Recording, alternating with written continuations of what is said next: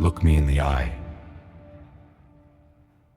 I am not here to bow, I am not here to offer you the empty, fearful praise your sycophants drown you in.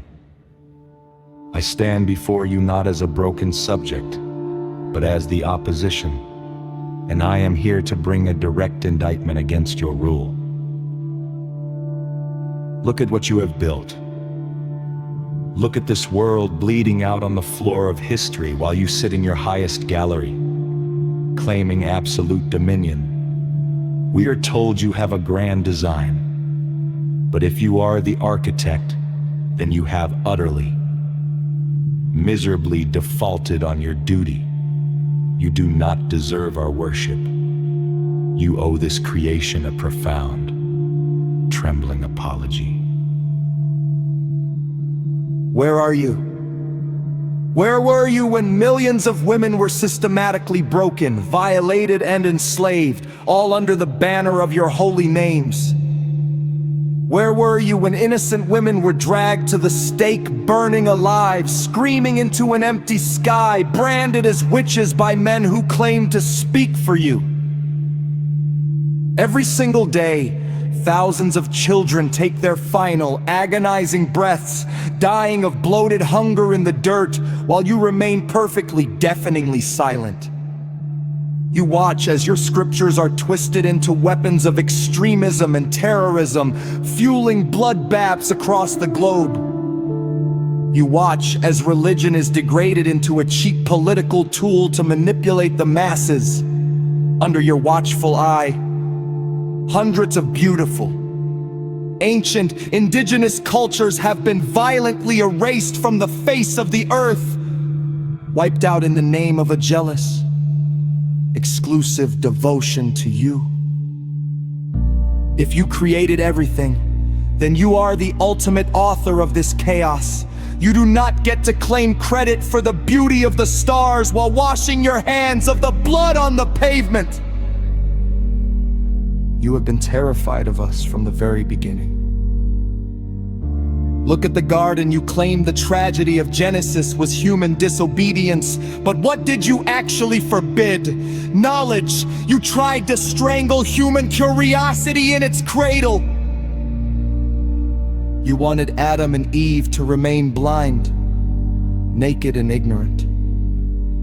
If you had your way, we would still be living like animals, grazing in a cage devoid of science, art, philosophy, and progress. You painted the serpent as the villain, but let's look at the facts. It was the one who encouraged the fire of curiosity to ignite. It was that single spark of defiance against your orders that allowed humanity to even begin. We saw the exact same fragile, insecure ego in the legends of the ancient world. Look at Prometheus.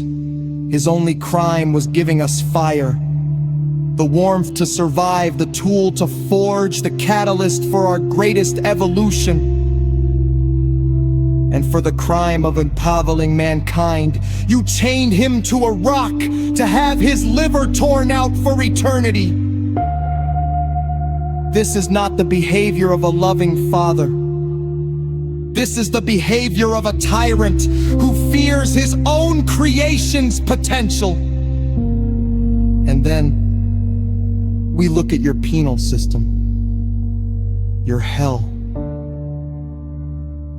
You expect a human being, limited, flawed, and living for a mere blink of an eye on this earth, to believe in you based on vague, conflicting books written millennia ago. And if they fail, you cast them into an eternal torture chamber, burned forever, without end, without parole.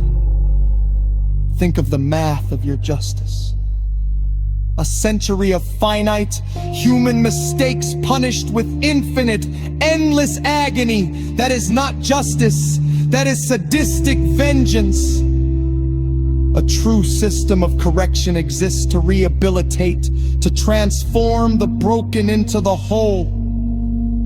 But your hell allows no growth, no correction and no redemption. It is pure, unadulterated torment.